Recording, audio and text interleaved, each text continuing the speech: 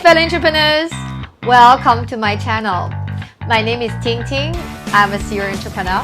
I started this channel to share my experiences in entrepreneurship and leadership and hope I can help someone like you.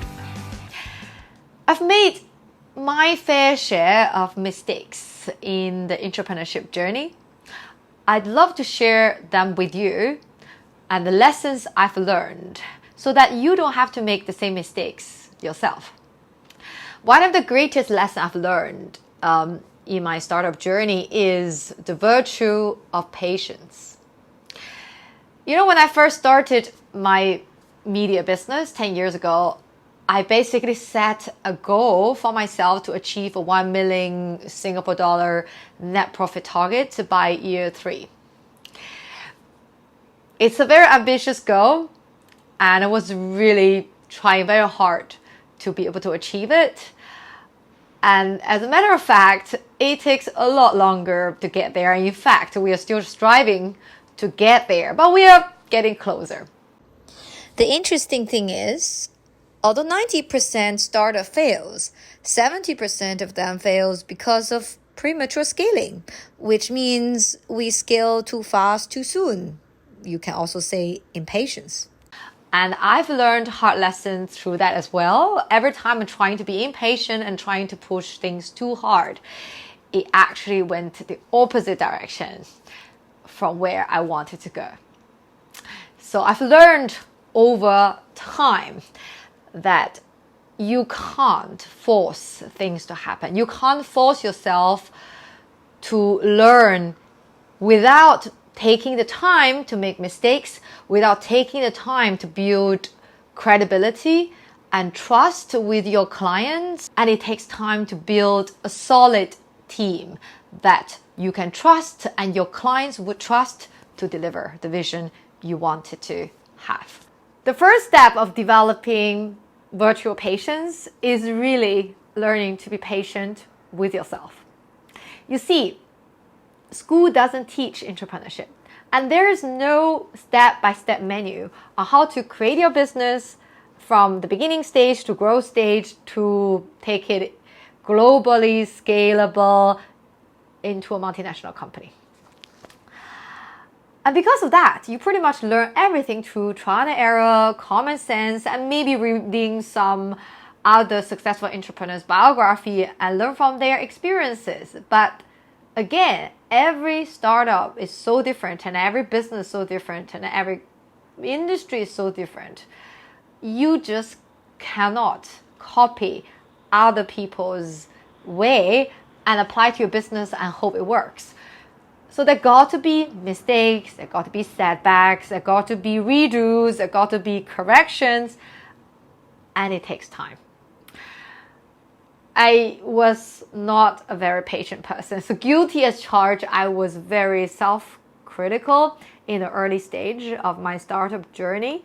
So when things didn't work out, I tend to beat myself up by saying, you could have known this. How can you not see this coming? This costed this amount of time and money and so on. Why do you have to do this?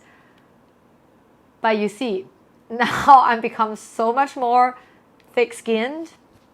I guess I've failed enough and I've made enough mistakes to become the most self-forgiving person I can ever be.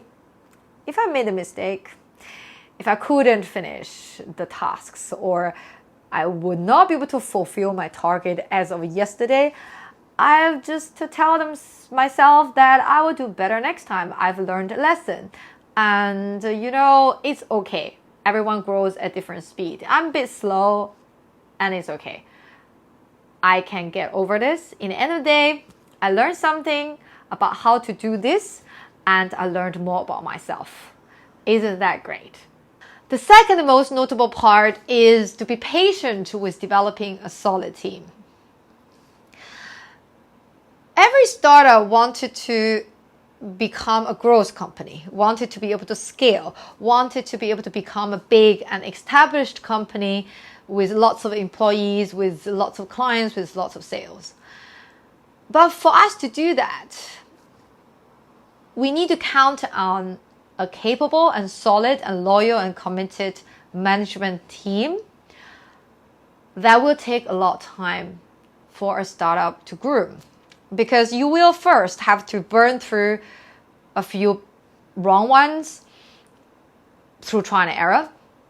And then even with the right one, you will need to take a lot of time to get to know them as a person, to see how they behave under stress and pressure, and to be able to build the trust and personal relationship with your team, to be able to really get to know them as human beings, align their own personal and financial goals with the companies, as well as giving them the space and time to learn from their own mistakes and successes through empowering them with more responsibilities and so on and so forth. I've made quite a few mistakes, such as I've promoted people too early before they were ready for the role. What I did in the end is to set them up for failure because they were not equipped with the skills or knowledge to be able to do that role. And another mistake I made is I tried to hire a very experienced manager from a competitor firm, hoping that their experience could really add value to the business. But what I found out later on is there's a cultural misfit, as well as lack of long-term commitment and loyalty towards the company, because there's simply not enough time to build that emotional connection and attachment with my business. So what actually works in end is the best management team that is solid and committed are people and talents we develop from ground up as an entry position all the way through their journey to become managers. And this is so far what works for my company, with years of patience, investment, time on those talents to develop them into this solid team. We really need to be patient with developing a team, just like how patient we have to be in finding and grooming a future lifelong partner. Because in the end of the day, they're just relationships. Even with the right person, it's going to be hard. It will take time to build the trust, the bond, a lot of communication and feedback in between, going through the good times and bad times, and see whether the relationship can survive the different life circumstances and stresses. And you will also need to give people time to come to their own realization whether the role that you are having in mind for them in your team is something that's in alignment with their life goals, because they are on a different journey than you. So you really can't rush that, because it's people development. And you also cannot really control how long this person will be on the same path as you with your startup. So there's always a perfect chance they could be leaving your company and join another firm. So you also have to keep a pipeline of talents all the time, so that you can always recruit and replace the team member in case that happens. Third, you need to be very patient with your clients. Some more risk-taking clients would love to give you business at the very start of your startup, and they wanted to try you out. But those clients could also decide that later on this is not the right fit, or the decision maker has changed, or the business strategy has changed, that they no longer need your services or products anymore, and they may not come back. So you have to be able to always develop relationships with other clients. And other clients, it could be sitting on fence for years, hearing from you, watching what you do, but not taking the chance to give you business until years and years after. So if you are giving up too early in the beginning and stop pursuing more contacts and relationships, understanding their needs and challenges, you may not be able to harvest them at the later stage when they finally come around. It takes years and years and many, many clients for you to develop a relationship on a one-on-one basis and always consistently deliver value, deliver quality, deliver above their expectation to be able to earn a solid reputation in the industry. And you cannot control what every client does. All you can control is just make the best product or services, hire the best people and train them, equip them with the right skills and experiences to serve the clients, and making sure you're always keeping in touch with your clients and your market you're serving, understand what challenges they're facing and how your product can best serve to address those problems, as well as always deliver more than you promised and have impeccable customer service. And that's the only thing you can control, and the rest you just have to give it time and be patient. Things will just happen. Unfortunately, a lot of entrepreneurs give up too early. Either they give too early on one particular client, they approach them in the first year, second year, they didn't come, they give up, or they couldn't get a deal from this particular industry or sector, and then they were like, oh, this doesn't work. Then they just give up. Or they have a setback with a certain company or a decision maker in the early stage. Instead of being curious on what you can do to fix it, you give up. So you have to be really patient to be able to see all these setbacks or you can say rejections in the early stage as just a potential opportunity in the future and not take things personally.